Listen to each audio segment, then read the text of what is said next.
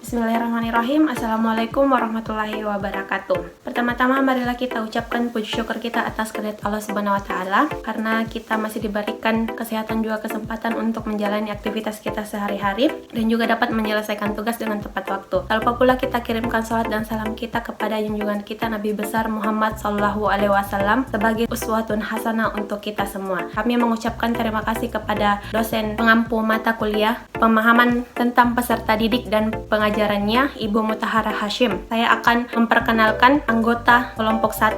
Yang pertama, saya sendiri Nur Syamsi Amalia. Yang kedua ada Nur Iftitah. Yang ketiga ada Nur Siti Fauzia dan Nur Sadikin.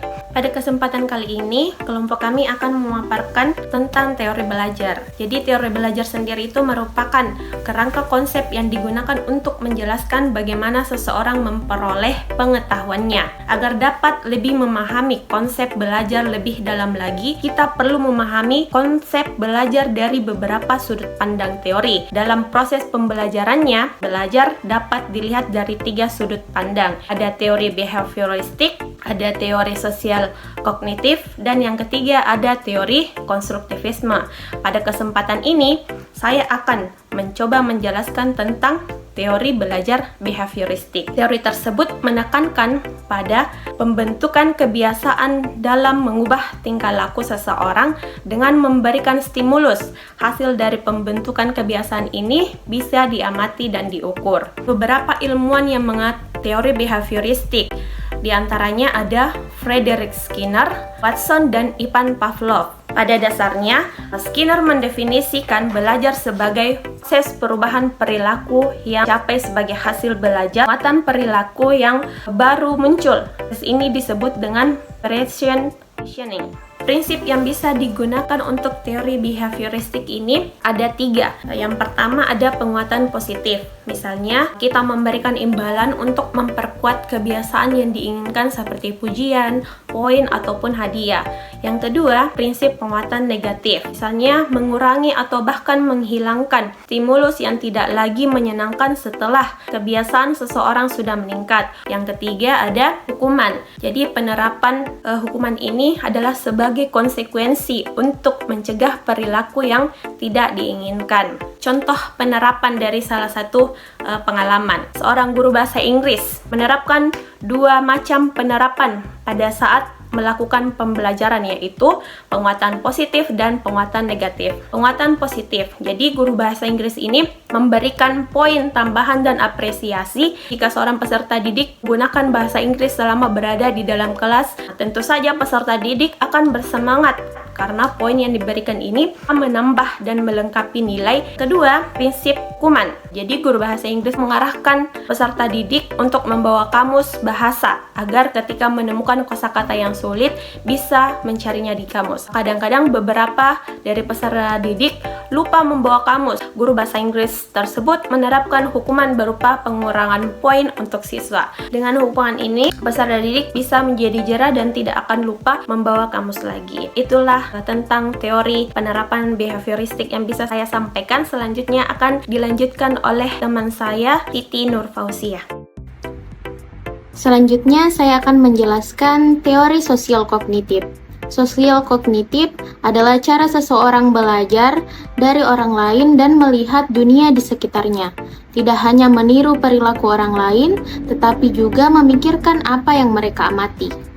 Selanjutnya, tokoh-tokoh penting. Ada Albert Bandura dengan eksperimennya yaitu Bobodol. Nah, eksperimen tersebut bertujuan mengamati perilaku pada anak-anak terhadap perilaku agresif. Dalam penelitian yang didemonstrasikan menyebutkan bahwa anak-anak mampu belajar melalui observasi perilaku yang dilakukan oleh orang dewasa. Nah, eksperimen tersebut dilakukan melalui tim peneliti yang secara fisik dan verbal melecehkan boneka tiup di depan anak-anak usia prasekolah, yang kemudian membuat anak-anak tersebut kemudian meniru perilaku orang dewasa dengan menyerang boneka tersebut dengan cara yang sama. Selanjutnya ada prinsip. Nah, modelingnya itu guru berperan sebagai model perilaku yang diinginkan atau memilih siswa sebagai salah satu contohnya. Selanjutnya ada mendorong kolaborasi.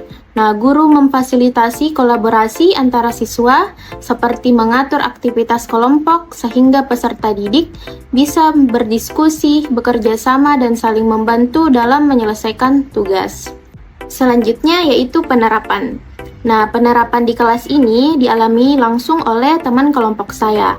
Nah, pada saat dia masih berada di kelas 11 SMA, guru fisikanya menerapkan teori belajar sosial kognitif ini dengan harapan agar siswanya mampu mengerjakan soal fisika dengan baik.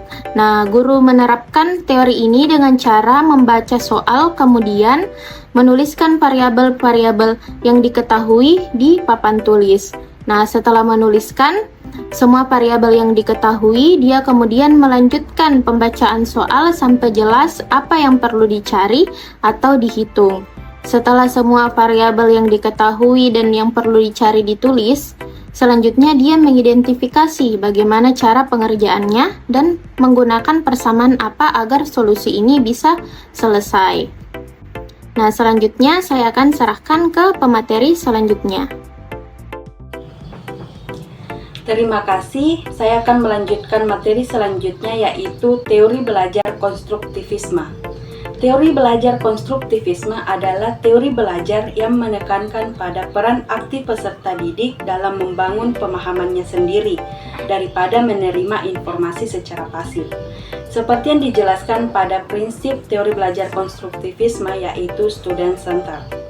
Student Center merupakan teori belajar yang berpusat pada peserta didik, di mana peserta didik harus mampu menjadi peserta didik yang mandiri, kreatif, serta memiliki inisiatif untuk mengenali kebutuhan belajarnya.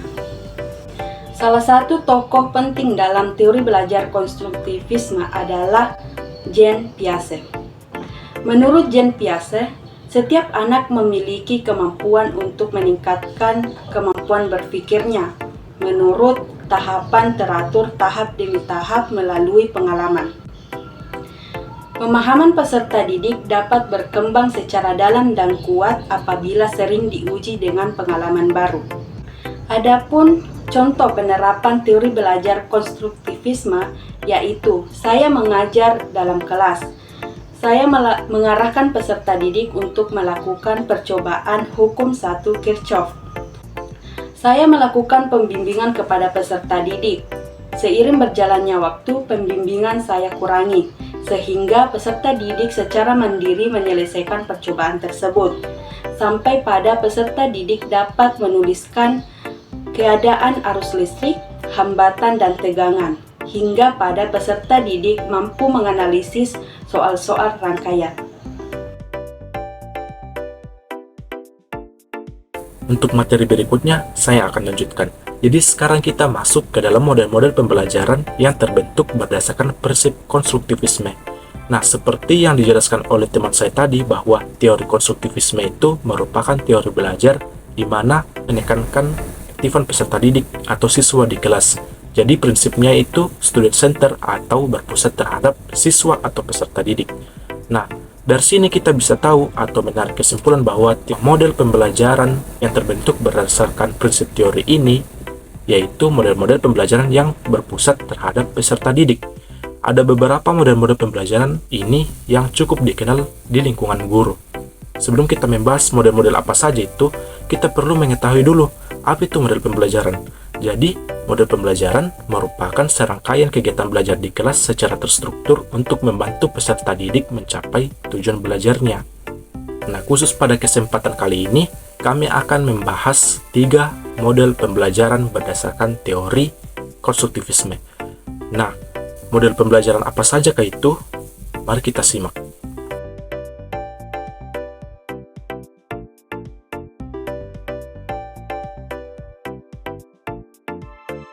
Yang pertama adalah model pembelajaran berbasis masalah. Poin penting pada model pembelajaran ini yaitu masalah diberikan kepada peserta didik, kemudian kita harapkan mereka memecahkan masalah tersebut atau mencari solusi untuk mengatasi masalah tersebut. Bagaimana cara mencari solusinya? Mereka diskusi dengan temannya, mengumpulkan referensi, membaca informasi lewat internet atau buku, kemudian menganalisisnya dan menyusun solusinya. contoh masalah real yang bisa kita berikan pada peserta didik untuk model ini, yaitu masalah yang kita hadapi sekarang di Kota Makassar, seperti polusi udara di lingkungan kita. Nah, mereka bisa mencarikan solusi untuk masalah-masalah yang real atau yang ada di kehidupan sehari-hari kita. Selanjutnya, model pembelajaran berbasis proyek. Poin penting pada model pembelajaran ini yaitu mereka membuat proyek dan menghasilkan produk. Proyek yang mereka buat bisa bermacam-macam tergantung dengan tujuan belajarnya. Misalnya, mereka membuat tempe atau membuat tape dari ubi. Nah, tujuan belajar dengan proyek seperti ini tuh mereka bisa memahami manfaat dari penggunaan bakteri dalam produksi pangan. Selain itu, mereka juga bisa diberikan proyek dalam membentuk kincir angin atau turbin air sebagai materi memahami energi-energi yang terbarukan. Selanjutnya ada model pembelajaran inquiry atau model pembelajaran berbasis penyelidikan. Jadi kunci atau fokus utama pada pembelajaran ini yaitu mereka melakukan penyelidikan. Nah, contoh penyelidikan yang bisa mereka lakukan yaitu bagaimana keadaan kuat arus, tegangan, dan hambatan pada rangkaian seri dan paralel. Dengan pendidikan seperti ini, mereka bisa terlatih merancang prosedur eksperimen sebelum mereka melakukan penyelidikan. Nah, seperti itu secara singkat kami jelaskan model-model pembelajaran yang terbentuk berdasarkan prinsip teori konstruktivisme. Sekarang kita masuk ke dalam contoh kasus yang pernah kami alami sebelumnya. Kasus yang pernah kami hadapi yaitu Rehan yang berumur 10 tahun memiliki kemampuan berhitung yang rendah dan motivasi untuk belajar berhitung itu rendah. Untuk mengatasi masalah seperti ini, ada beberapa hal yang kami lakukan. Yang pertama yaitu evaluasi, agar kita mengetahui di mana letak kesulitan, kekurangan, dan kelemahan Rehan dalam berhitung, maka evaluasi diperlukan. Kemudian setelah kita melakukan evaluasi, selanjutnya yaitu kita perlu melakukan komunikasi dengan Rehan. Dengan komunikasi seperti ini, kita bisa melakukan pendekatan kepada Rehan dan bisa mengetahui mengapa motivasi Rehan untuk belajar matematika atau berhitung itu sangat rendah. Selanjutnya, setelah kita paham masalah Rehan, kita perlu menyusun perencanaan belajar. Apa saja yang perlu kita capai dalam satu pertemuan dan bagaimana cara belajar yang menyenangkan untuk Rehan. Setelah kita merencanakan semuanya, kita bisa melaksanakan prosesnya, dan selama proses kita perlu membimbing Rehan. Nah, tidak cukup dengan bimbingan di sekolah, Rehan juga perlu bimbingan di rumahnya. Nah, maka dari itu, peran orang tua di rumah itu sangat penting dalam mendukung perkembangan dan peningkatan motivasi Rehan. Selanjutnya yaitu evaluasi perkembangan. Nah, ini penting untuk mengetahui apakah ada perkembangan atau bahkan tidak ada perkembangan yang dialami oleh Rehan selama proses bimbingan ini. Setelah kita melakukan proses evaluasi perkembangan dan terdapat perkembangan, maka kita memberikan apresiasi kepada Rehan berupa hadiah atau pujian-pujian kecil. Yang ini merupakan penguatan positif berdasarkan teori behavioristik. Dan kita tahu bahwa penguatan positif itu bertujuan untuk bisa meningkatkan motivasi Rehan dalam belajar lagi. Saya pikir pembahasan pada video kali ini kita sudah cukup. Izinkan saya untuk undur diri. Lebih dan kurangnya mohon dimaafkan. Wassalamualaikum warahmatullahi wabarakatuh.